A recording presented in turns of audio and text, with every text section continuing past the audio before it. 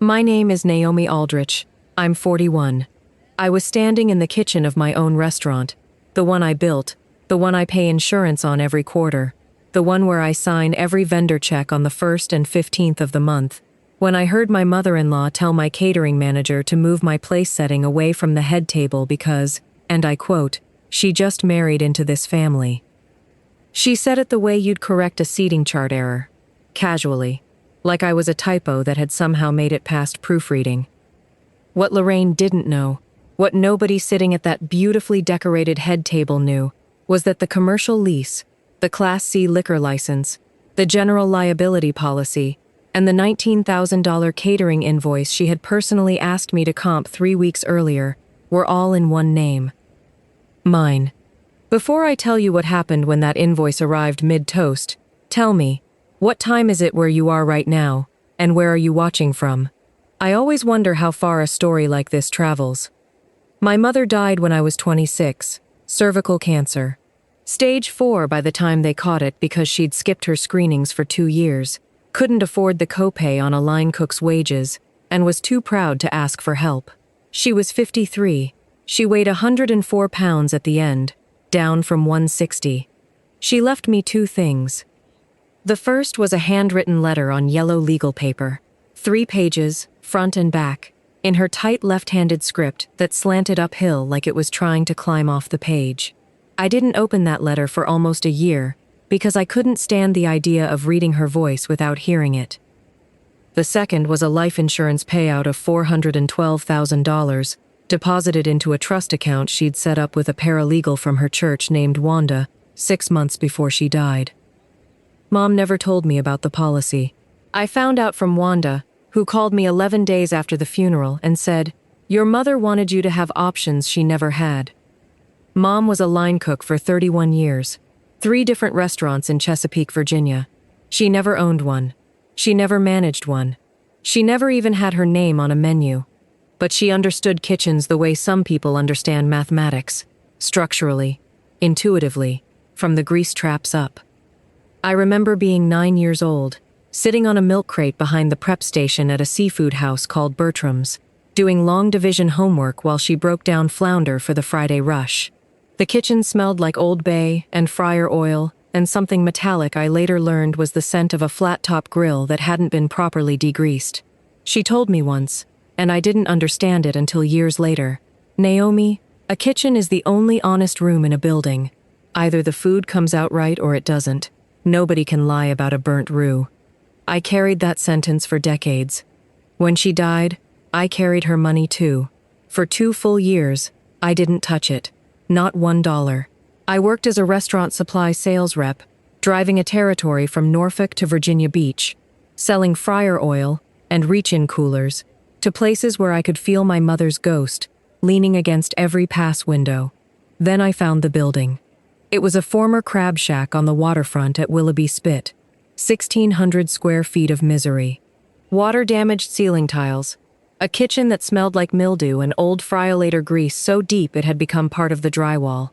The dining room had 11 tables, none of which matched, and a window facing the bay so salt-crusted you could barely see the water through it. The landlord, a retired electrician named Pete DeLuca, wanted $1,200 a month on a 5-year lease with a 3-year renewal option.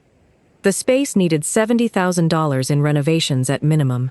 Nobody wanted it. I wanted it. Because the view through that salt-crusted window, once I wiped it with my sleeve, was a straight shot across the Chesapeake Bay, and I could picture my mother standing there with a coffee cup, saying nothing, just looking. I signed the lease on April 14, 2014, my mother's birthday.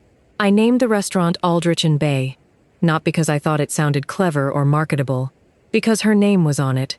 Ruth Aldrich's daughter, building the kitchen Ruth Aldrich never got to own. I spent 9 months gutting and rebuilding that space. I did some of the demolition myself, ripping out the old vinyl, scrubbing kitchen walls with TSP until my hands cracked and bled. I hired a contractor named Luis Medina for the structural work. The renovation came to $83,000, $13,000 over estimate, because the subflooring was rotted through. I opened Aldrich and Bay on January 9, 2015, with a menu of 12 items, a staff of 4, and $68 in my personal checking account. That first year, I made $1,100 in profit, total, for the year. I didn't care. I was home. I met Graham Whitmore 11 months after the restaurant opened. He came in on a Tuesday night, alone, sat at the bar, ordered the blackened drum and a glass of the house white. He ate slowly. He didn't look at his phone once. He came back Wednesday, then Friday, then the following Tuesday again. By the fourth visit, my bartender, a woman named Jackie, told me, "That guy at the bar is either in love with you or in love with the drum. Either way, you should go talk to him." Graham was kind. I don't use that word casually, and I don't use it often. He was a marine surveyor, quiet, precise, the kind of man who fixed things without being asked and never mentioned it afterward. He once replaced the weather stripping on every door in the restaurant over a weekend, and when I asked him why, he said, "You were losing heat." That was the whole explanation. He grew up in a family that functioned like a solar system. Everything, every holiday, every dinner conversation, every parental dollar, orbited his older brother, Patrick. Patrick was the firstborn. Patrick got the Georgetown law degree. Patrick's wedding cost $63,000 and was featured in a local lifestyle magazine.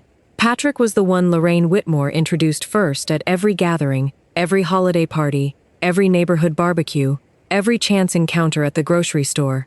"This is my son Patrick," she'd say. And then sometimes, if she remembered, if the conversation hadn't already moved on, she'd add, "And Graham." And Graham. 2 words that summarized 38 years of being the second paragraph. The afterthought. The also ran. I understood that positioning. I'd been invisible in rooms before. I recognized the look on Graham's face because I'd worn it. That careful blankness that isn't peace. It's practice. I married Graham 14 months later. Courthouse. A Thursday. 2 witnesses. My sous chef David and Graham's college roommate Carl. No reception, no registry. We went back to the restaurant afterward and I made us both shrimp and grits at the bar, while David played Otis Redding, and Jackie poured champagne she'd bought with her own tips. It was the best night of my life. Lorraine did not share that assessment. She told Graham, not me, never me directly, always Graham, as if I were a weather system he could be warned about rather than a person he could speak to, that a courthouse wedding was a slap in the face to this family. She told him the restaurant was a nice little project, but that he should think seriously about what kind of life he actually wants to build. She told him, at Thanksgiving dinner that November, in front of Patrick and Patrick's wife Meredith and Meredith's parents, that she hoped Graham didn't let the restaurant girl talk him out of buying a real house. The restaurant girl. That was my first name in that family. Not Naomi, not Graham's wife, not even the faintly respectful, your daughter-in-law.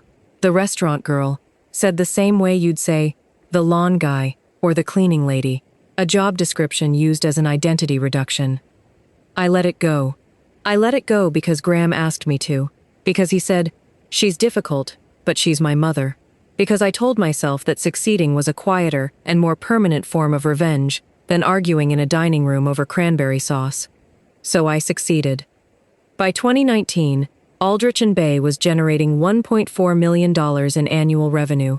I had 14 full-time employees, a 4.8 Google rating with over 600 reviews, a feature in Virginia Living magazine, a write-up in the Virginian Pilot's annual dining guide, and a waiting list on Friday and Saturday nights that regularly ran 45 minutes to an hour.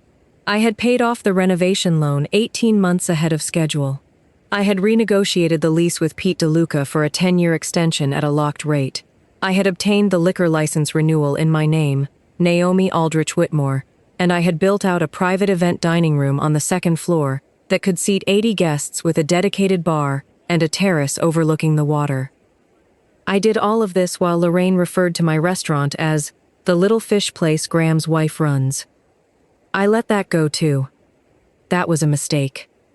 In January of 2024, Patrick got engaged to a woman named Sloane Garrity. Sloane was fine, polite, measured, the kind of person who smiled at the right moments and never said anything that would need to be retracted. The engagement was, predictably, the event of Lorraine's calendar year, her firstborn. her golden child. She began planning the engagement dinner immediately. Not a party, a dinner. Intimate, she said. 62 guests. And she wanted it at my restaurant. She didn't call me. She called Graham. She used that particular voice she deploys when a decision has already been made, and the conversation is a formality. I'd like to use the upstairs room at the restaurant for Patrick's engagement dinner. I'm sure Naomi won't mind. I'm sure Naomi won't mind. 7 words that contained an entire philosophy. She wasn't asking for my permission. She wasn't requesting a favor. She was issuing a requisition for a resource she'd already mentally classified as family property. Graham relayed the request with the apologetic half-shrug he'd perfected over a decade of shuttling between his mother's demands and my patience. I said yes. Not because I wanted to host Lorraine's production in my space, because I understood the calculation. If I said no, I became the difficult one, the one who couldn't put family first, the restaurant girl who thought her little business was more important than Patrick's milestone. If I said yes, I was the generous one, and I had been the generous one for 8 years because it was the only role that family had ever made available to me. But then came the voicemail. On February 3rd at 9:47 a.m., Lorraine Whitmore left a message on my personal cell phone. It was the only time in 8 years of marriage that she had ever called me directly, not through Graham, not through Patrick, directly to my number. And she used that call to ask me to comp the entire dinner. Her exact words, and I saved the recording, backed it up to 3 separate locations, and emailed a copy to my attorney before lunch. Naomi, it's Lorraine. I'm calling about the engagement dinner. Since we're using the restaurant, I figured you could just take care of it as your gift to Patrick and Sloane. The menu we discussed would run around $19,000 with the bar package, and I just think it would be such a lovely gesture from you and Graham. It would really mean a lot. All right, let me know. $19,000. As a gesture, from the restaurant girl. I played that voicemail 3 times. I played it once to make sure I'd heard correctly. I played it a second time to feel the anger, and I played it a third time to let the anger settle into something colder and more useful. Not rage, but clarity. Then I saved the voicemail to a cloud folder, copied it to a USB drive that I locked in my office safe, and emailed the audio file to my attorney, Helen Briggs, at Briggs & Associates in Norfolk, with 1 line in the body, for the file. I called Lorraine back that afternoon. I was pleasant. I was professional. I told her I'd be happy to provide the venue and catering at a discounted rate, but that a full comp wasn't feasible. I had staff to pay, food costs to cover, a business to run. I quoted her a family and friends rate of $11,400, which was a 40% discount off the standard private event pricing. She said she'd think about it and get back to me. She never got back to me. What I didn't know at the time was that she had already told all 62 guests that the dinner would be hosted at the family's restaurant. Not at Naomi's restaurant, not at Aldrich and Bay, at the family's restaurant, as if the building and everything in it had been absorbed into the Whitmore estate by marriage. The family's restaurant. The dinner was scheduled for Saturday, March 16th. My events coordinator, Angela Reyes, a woman I'd hired 3 years earlier who ran private events with the organizational precision of a military logistics officer, handled the booking directly with Lorraine. The contract was our standard venue rental and catering agreement. Room rental, a 3-course plated dinner for 62, a 4-hour premium open bar, past appetizers, a raw bar station, linen and floral upgrades. Total, $19,214. Lorraine signed the contract on February 20th. She signed it on the client's signature line, next to the date, in blue ink. She paid nothing up front. When Angela flagged the missing deposit to me, our standard policy required 50% upon signing. I told her to waive it and proceed. Angela looked at me for a long moment, and I could tell she wanted to ask why, but she didn't. She just nodded and filed the contract. Here is what I was doing. I was building a record. Helen Briggs had told me something 6 months earlier, during an unrelated conversation about a vendor dispute, that had lodged in my brain like a splinter. She said, "Naomi, the most dangerous person in any family isn't the one who takes. It's the one who redefines taking as receiving. Your mother-in-law doesn't think she's exploiting you. She genuinely believes you owe her access to everything you've built because her son chose to marry you. You can't argue with that belief. You can only document it and let the documentation do the arguing. That landed like a nail-driven flush. So I documented. Every email, every text exchange, the voicemail, time-stamped and backed up in triplicate. The discount conversation I'd had with Lorraine, which I followed up with a written summary sent via email. She never responded, which meant she never disputed the terms. The signed contract Angela had on file. The waived deposit, noted in our event management system with my authorization. All of it, organized chronologically in a folder on Helen's secure client portal, labeled Whitmore, Engagement Event, March 2024. I wasn't planning a confrontation. I wasn't scheming. I was doing what my mother taught me kitchens teach you. I was making sure that when the truth came out, it would come out clean, with nothing burnt and nothing raw. Documentation is climate. Anger is just weather. The night of the dinner, I arrived at the restaurant at 4:30 p.m. to inspect the second-floor event space. Angela and her team had outdone themselves. White linen tablecloths with a subtle jacquard pattern, navy napkins folded into bishop's mitres, tall glass hurricane vases with ivory pillar candles on every table, interspersed with low arrangements of white hydrangeas and eucalyptus. The terrace doors were open, letting in the salt air and the late afternoon light off the bay. It was, objectively, stunning. I walked to the easel by the stairwell entrance where Angela had pinned the printed seating chart. I found my name, Table 7. A four-top positioned near the hallway that led to the restrooms. I was seated with Graham, Carl, and Carl's girlfriend, Tanya. I was not at the head table. I was not at any table near the head table. I was at the table closest to where guests would walk to use the bathroom. In my own restaurant, I didn't react. I took a photograph of the seating chart with my phone, noted the time, 4:37 p.m., and texted the photo to Helen Briggs with no comment. Then I went downstairs to the kitchen to check on the prep. At 5:15 p.m., my catering manager, Marcus Webb, came through the kitchen door looking like a man who'd just been asked to do something that violated his professional code. Marcus had worked for me for 3 years. He was a former Navy cook, disciplined, unflappable, built like a refrigerator. I had never seen him look uncomfortable. "Naomi," he said, and he paused before continuing, which Marcus never does. "Mrs. Whitmore just pulled me aside upstairs. She told me to confirm that your place setting had been removed from the head table. I told her you were already seated at table 7 per the chart. And she said," he stopped again. "She said, good. She just married into this family. The head table is for blood relatives and the bride's parents. Make sure she stays where I put her. She just married in. Make sure she stays where I put her." I asked Marcus to say it again. He repeated it, word for word. His jaw was tight. I thanked him. I told him the seating would remain exactly as Lorraine had arranged it. I told him the kitchen was running beautifully, and to focus on the service. Then I walked to my office, shut the door, and sat down in the chair behind my desk. On the wall behind me, framed in dark walnut, was my mother's letter, the one I hadn't opened for a year, the one that ended with this line: "Don't let anyone seat you at a table you built, baby girl. If they won't make room for you, build your own chair. You've always known how."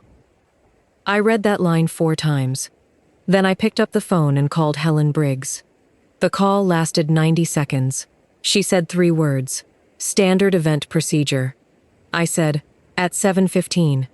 She said, "I'll be available by phone if you need me." I hung up. I straightened my blouse. I went back to the kitchen, checked the sear on the sea bass, tasted the bordelaise, approved the risotto's consistency, and told David to fire the appetizer course in 20 minutes. Then I sat down at table 7 with my husband and waited. The dinner began at 6 p.m. 62 guests filtered up the staircase in cocktail attire, champagne flutes in hand, admiring the view and the lighting that made the whole room look like an advertisement for a life most of them were pretending to afford. The raw bar station drew a crowd. Past appetizers circulated on black slate boards: crab-stuffed mushrooms, tuna tartare on wonton crisps, grilled peach bruschetta with burrata. The kitchen was flawless. Because I'd spent 10 years building a team that could execute a perfect service without me standing over them.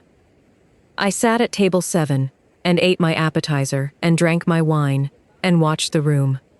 Graham sat next to me, vaguely aware that something was wrong with the seating, but unwilling to name it. That was Graham's defining limitation. He noticed injustice the way you notice a slow leak under the bathroom sink. You see the water, you know there's a problem, but you keep putting the bucket underneath and telling yourself you'll call the plumber next week. At 7:15 p.m., after the entree course had been cleared, seared Chilean sea bass with lemon caper butter, filet mignon with bordelaise sauce, and a wild mushroom risotto for the vegetarian guests, Lorraine stood up at the head table and clinked her glass with a butter knife. The room quieted in that practiced way, that rooms full of well-dressed people quiet, not all at once, but in a wave, conversations dying in concentric circles outward from the sound. She gave a toast. It was rehearsed. It was long. She talked about Patrick, his discipline, his Georgetown education, his natural leadership qualities. She talked about Sloane, her poise, her wonderful family, her perfect fit for the Whitmore name. She talked about legacy, about what it means to welcome someone into a family with standards and history. Then she said this, and I will never forget it because I was watching her mouth form every word. I want to thank everyone for being here tonight, in this beautiful space. When I was looking for the perfect setting for this dinner, I knew it had to feel like family. This restaurant has been part of the Whitmore story for years now, and I'm so grateful we could gather here to celebrate Patrick and Sloane's future together. Part of the Whitmore story. Not Naomi's restaurant, not our daughter-in-law's business, not the place Graham's wife built from a gutted crab shack with her dead mother's life insurance money.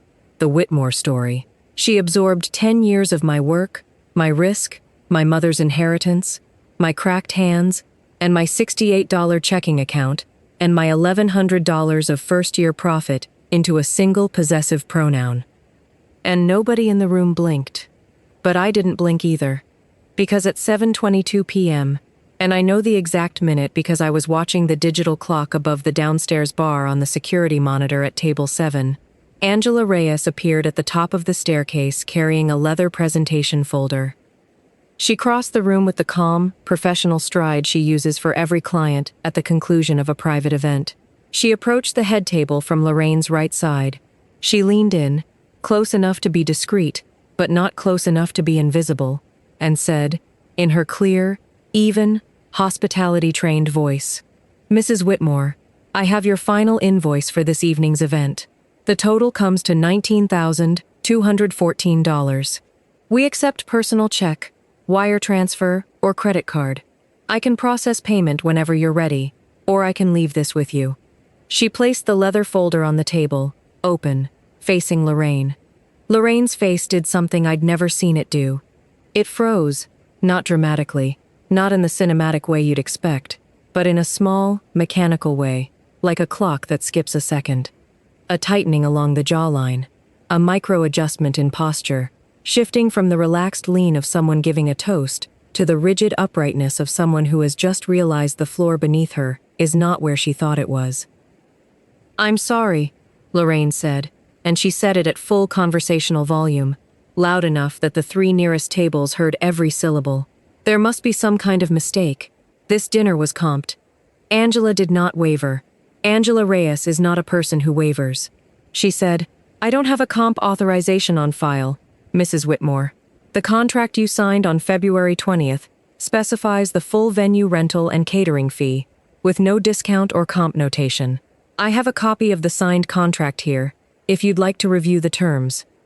She turned the leather folder slightly, so the contract was more visible. Lorraine's signature in blue ink, the date, the line item breakdown, room rental, per-plate catering, bar package, appetizer stations, linen and floral surcharge, service charge, tax.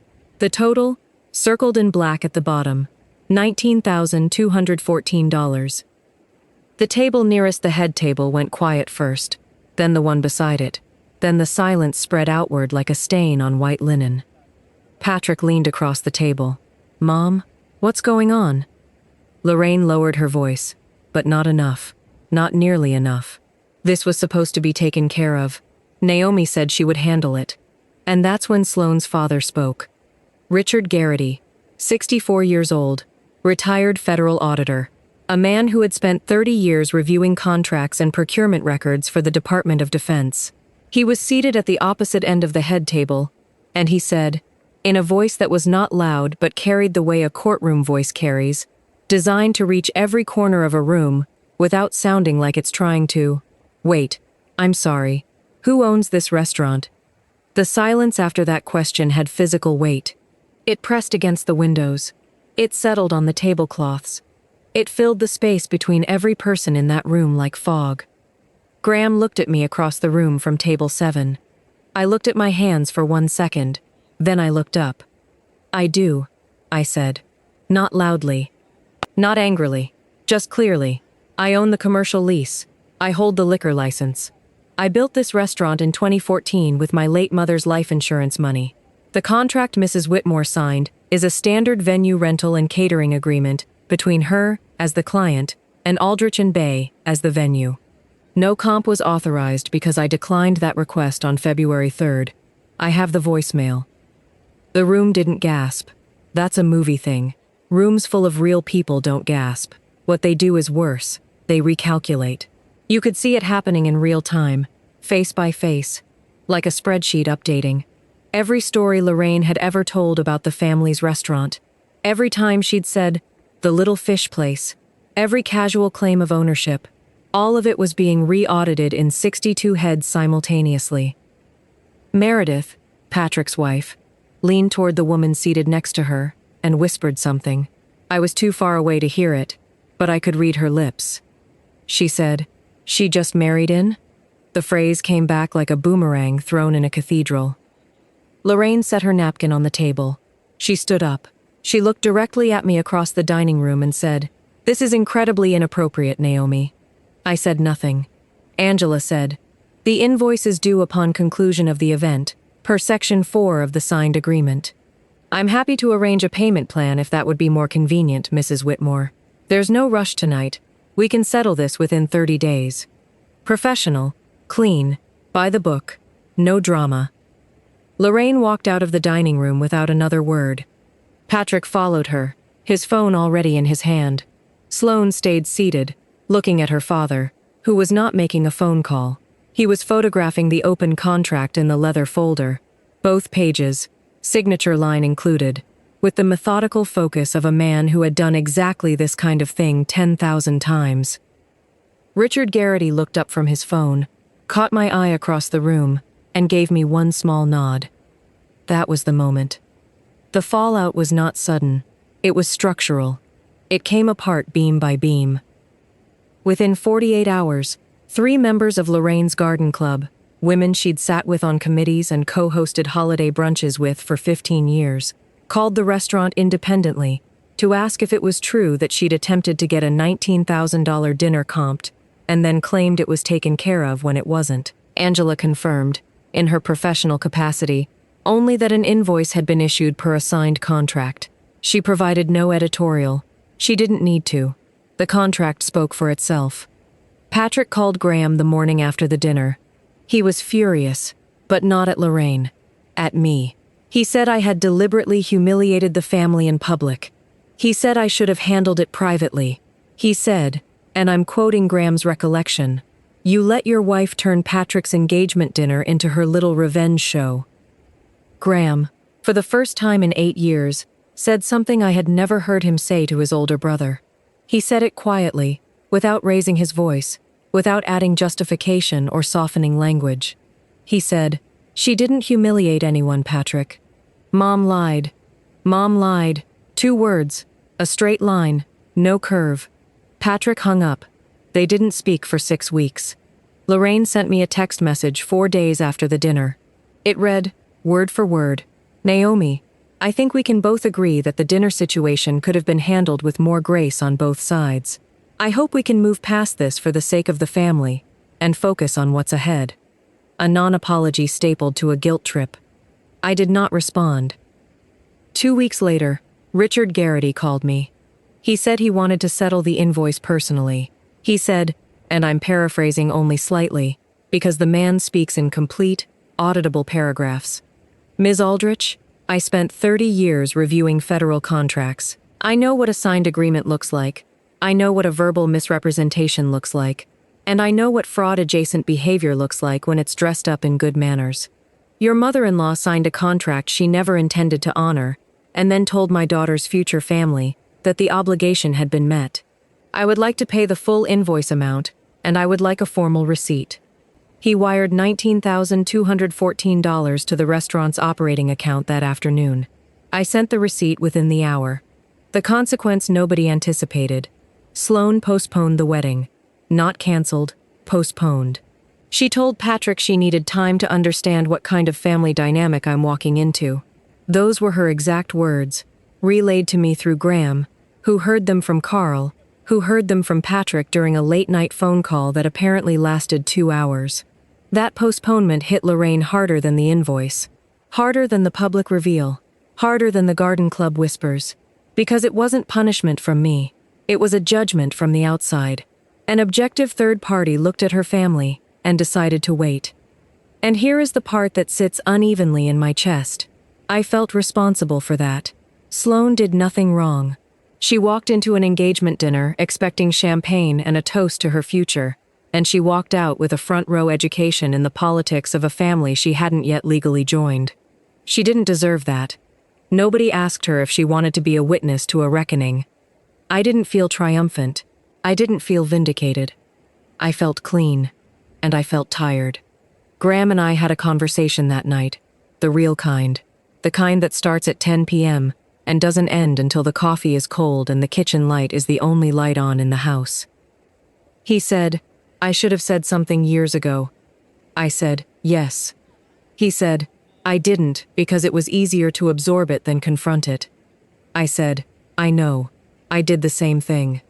He said, what do you need from me now? I said, I need you to stop putting the bucket under the leak and fix the pipe. He looked at me for a long time. Then he nodded. Not a big nod. A small one. The kind that means the person isn't just agreeing. They're deciding. 5 months later, in August, Lorraine came to the restaurant. She didn't call ahead. She didn't bring anyone. She walked in on a Tuesday afternoon, the slowest shift of the week, the same day of the week Graham had first walked in almost 10 years earlier, and sat down at the bar. Marcus saw her first. He came back to the kitchen and said, Your mother-in-law is sitting at the bar. She looks like she's been crying. I took off my apron. I walked out to the dining room. I sat down on the stool next to her. She looked smaller than I remembered. Not physically. She was the same height, the same build, the same carefully maintained blonde highlights and pearl earrings, but something else was smaller. The certainty, the proprietary confidence, the invisible force field that had always surrounded her, the one that made every room she entered feel like it was already hers. She said, I was wrong. Not, I think mistakes were made. Not, we both could have handled things differently. Not, I'm sorry you felt that way. Not any of the 15 variations of non-apology that I had catalogued in my mind over 8 years of receiving them. She said, I was wrong. Then she said, I told myself for years that you were temporary, that Graham would eventually come back to the family I had planned for him, and I used this restaurant, your restaurant, as proof that you were playing at something instead of building something real.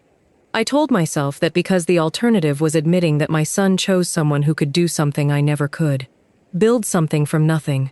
I was wrong about you, and I was wrong about this place, and I'm sorry. I didn't say anything for a long time. I sat on that bar stool and listened to the kitchen sounds behind me, the hum of the reach-in cooler, the click of a gas burner, the clatter of a sauté pan, my mother's sounds. Then I said, thank you. I didn't say, I forgive you. I wasn't there yet. Honestly, I'm not sure I'm there now. Forgiveness isn't a light switch you flip and the room is bright.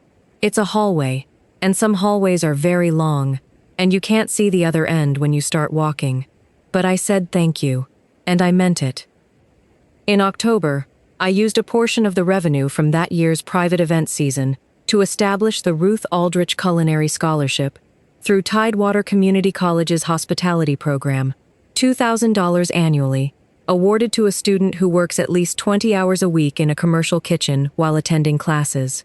The first recipient was a 20-year-old woman named Destiny Vaughn, who worked the breakfast line at a diner in Ocean View and wanted to learn pastry. She reminded me of my mother, the same quiet focus, the same calloused hands, the same way of moving through a kitchen like she already knew where everything was supposed to go. I framed the scholarship announcement and hung it in my office, next to my mother's letter. Mom's letter, the yellow legal paper, the left-handed script that climbs uphill, the last line, "Don't let anyone seat you at a table you built, baby girl."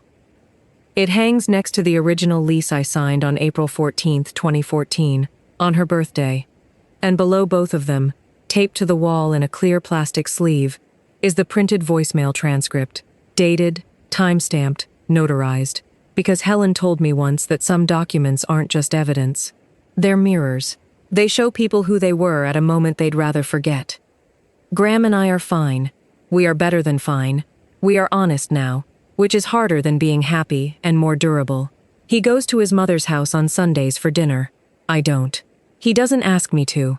That boundary exists cleanly, without resentment on either side.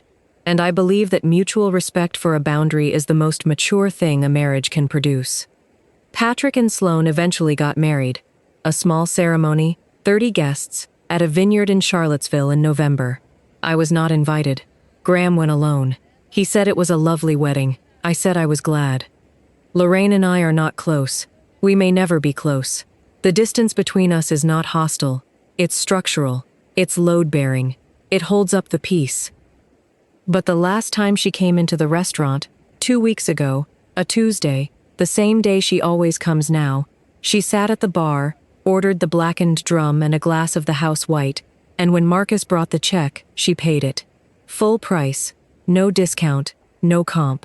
She left a 30% tip, and on the bottom of the receipt, she wrote 2 words in blue ink. For Naomi.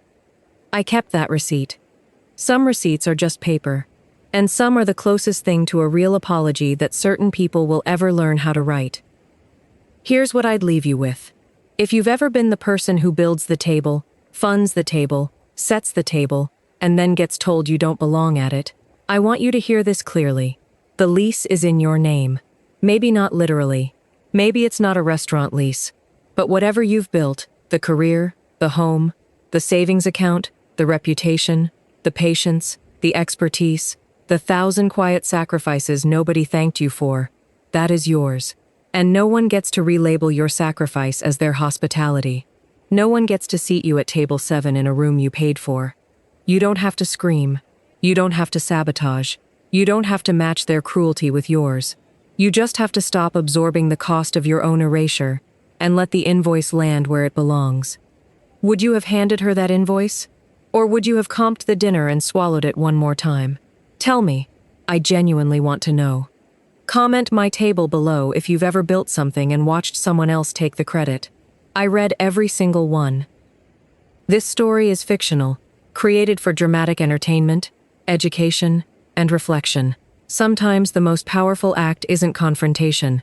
It's simply placing the truth on the table, on paper, and letting the document speak for itself.